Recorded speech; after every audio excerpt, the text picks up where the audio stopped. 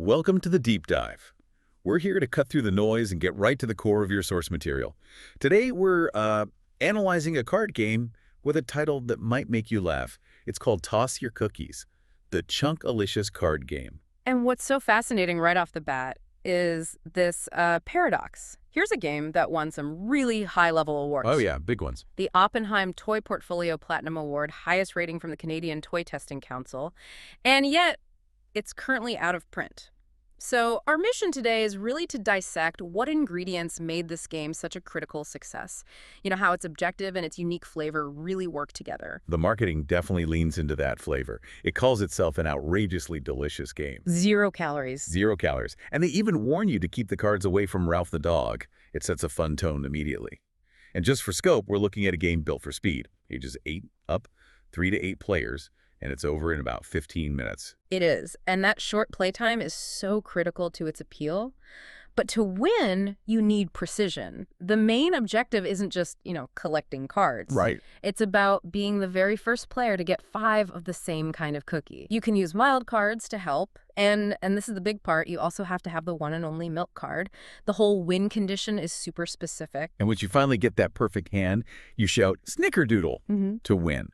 But getting there means you have to navigate this 56-card deck. Let's break down what's actually in it. Well, the foundation is pretty straightforward. You've got 48 cookie cards. Okay. That's 6 each of 8 different types of cookies. Your yummy enchantment, as they call it. But the complexity comes in right away with the other cards. First, you have 3 wild cards. Those are pure assets. They can be any cookie you want. And then you immediately hit the liability side of things. The 4 half-eaten cookie cards. The sources are really clear on this. They call them worthless. And more importantly, they spoil any set you try to make. Exactly. So it's not a passive card you can just ignore. It's an active problem in your hand. It's contaminant. It's a total contaminant. And the game is asking you right away, what's your priority? Do you play defense and try to get rid of the bad cards? Do you just go on offense and try to grab the good ones? And then, of course, you have that one single, all-important milk card. Setup is really simple. Everyone gets 7 cards hidden. And I do love the little thematic touch that the first player is whoever last ate a home-baked cookie. It sets this kind of cozy mood right before the total chaos of the dice rolls begins.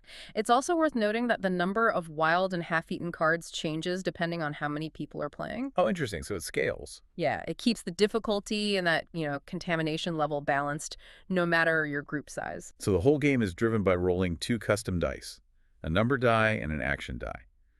This is not one of those games where you just draw a card and wait your turn. Everything moves. Everything is in motion. Let's start with the first action, swap. Swap is where strategy just gets thrown out the window by pure luck. The person who rolls picks another player and swaps the number of cards shown on the die. Okay, so like if you roll swap and a 3. Exactly. You and your opponent each pick 3 cards from your hands, and then you blindly choose 3 from their little pile. Blind choice. Wow, that injects a lot of risk. For sure. I mean, you could give up 3 almost perfect cookies and get back 3 of those half-eaten liabilities. Or you could get lucky and complete your set. It forces you to think, do I protect my best cards, or do I try to hide my worst cards in that swap pile? It definitely stops people from hoarding good cards. It does. And then you have the actions that hit the whole table at the same time. Pass left and pass right. Okay. Everyone passes a certain number of cards face down to their neighbor. It's the first way the game keeps resources moving really fast. And the most extreme version of that is the pass right all roll. Oh, that's the hard reset button. Your whole hand. Your entire 7-card hand just goes to the person on your right. Imagine you've spent turns carefully building a set of 4. 1 roll, and your entire plan is gone. And you have to instantly analyze a brand new hand you didn't even choose. It demands that you adapt in real time. That's what this game is so good at modeling. And then, of course, we get to the action that gives the game its name. TOSS. This is where it gets physical. A bit of a frenzy. A total frenzy. With TOSS, all players at the same time toss the number of cards shown into the middle, face up. After the countdown, right? 1, 2, 3, toss! Yes. And then everyone just scrambles to grab the same number of cards back. And what's really important here for you, the listener, isn't the physical action so much as the cognitive one. You have milliseconds to do what the sources call visual discrimination. You have to spot the exact cookie you need in that flying pile of cards. Exactly. It's pattern recognition under massive time pressure. Can you spot that one chocolate chip card you need and also make sure you don't accidentally grab a half-eaten one? It really forces speed and focus. And the rules make sure it's fair after the scramble. Everyone has to end up with 7 cards. Right. And the rule for fixing shortages is, I think, a key balancing act. If I only manage to grab 6 cards, the player who grabbed 8 has to show me their entire hand. And you get to pick one. And I get to pick which card I want to even things out. That is just a brilliant piece of design. It stops people from just aggressively, sloppily grabbing everything. Yeah, because if you're too greedy, You risk showing your entire hand to someone who is now incentivized to take your absolute best card. It forces you to be intentional, even in the middle of chaos. okay, let's switch gears to the highest stakes piece on the board. That single milk card. It's required to win, but it sounds like holding it is actually a bad thing. It's a huge liability. Holding the milk card puts you in a really tough spot because special rules kick in whenever the milk symbol is rolled with an action.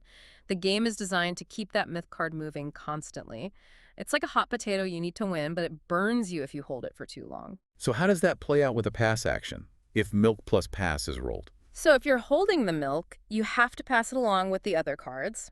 But, and here's the clever part, the game gives you something back. Oh. The person who gets the milk from you has to let you blindly pick one card from their new hand. That's fascinating. So the game knows that losing the milk is a disadvantage, Right. and it immediately compensates you with a chance to get something good back from the new milk holder. It keeps it Right. balanced. The same idea applies to the swap. If you roll milk plus swap, the holder has to swap the milk with the roller, but then the roller has to let the swapper blindly choose a card in return. So there's always a trade-off. Always. The only time it doesn't move is if the roller already had it, which just shows you the whole system is designed to penalize having it. And what about when it's part of the toss, the most chaotic action? When milk plus toss is rolled, the person holding it has to toss it into the middle with everything else. But here's the penalty. The person who tossed it is not allowed to try and grab it back. Wow, so you're totally excluded from that scramble for the winning card. For that specific card, yes. But whoever does manage to grab the milk then has to let the original tosser blindly pick a card from their hand as compensation. So no matter how you lose the milk pass, swap, or toss, the design makes sure the person who just lost that critical winning piece gets a strategic exchange to keep things fair. It is a remarkable system. This constant shifting and balancing means no one can just hoard the win condition for very long. And winning becomes all about timing. Perfect timing. You have to get your 5 cookies and get the milk at the exact right moment when the dice don't immediately take it away from you. So let's pull it all together. Yeah. The ingredients for this game's success. You've got that quick 15-minute playtime, the funny name, Mm-hmm. and this really strong mix of, calculated strategy in building your set, but then it's smashed together with the pure physical chaos of the toss. It uses both your physical speed and your mental speed, which is a pretty rare combo in a card game. And if you love that frantic pace, the sources say you can just play for longer. Best of 3 or 5 rounds to declare an overall winner. So if we bring this back to the learner, someone who wants to absorb insights quickly, what does this game teach us about handling, say, a high volume of information? Well, what's most compelling to me is how the constant hand rotation, the passing, the tossing it, models the need for immediate reevaluation. You're always getting new data. You are constantly getting a new 7-card reality, and you have to process it instantly. You have to see how close you are to your goal, identify your liabilities like those half-eaten cookies, and figure out your next move. It's just a high-pressure drill in making decisions with rapidly changing information. A fast-paced lesson in strategic adaptation. Indeed. Which brings us to a final provocative thought for you to consider. It goes back to those worthless half-eaten cookies. The whole point of the game is to collect these perfect, delicious, whole cookies. Right. But the core rule is that imperfection, that half-eaten liability, spoils your entire set. So what does that tell us about prioritization? Do you focus on getting rid of the contamination first? Or Yeah. do you just try to secure the essential good card? Exactly. Does chasing that perfect zero liability hand actually distract you from the main goal of just hitting the 5-card count and grabbing the milk? The game forces you to deal with the fact that sometimes imperfect parts are just unavoidable, and spending too much time trying to dispose of them might cost you the time you needed to win. It raises a really interesting question about how you balance removing risk versus pursuing your goal in any kind of project, really.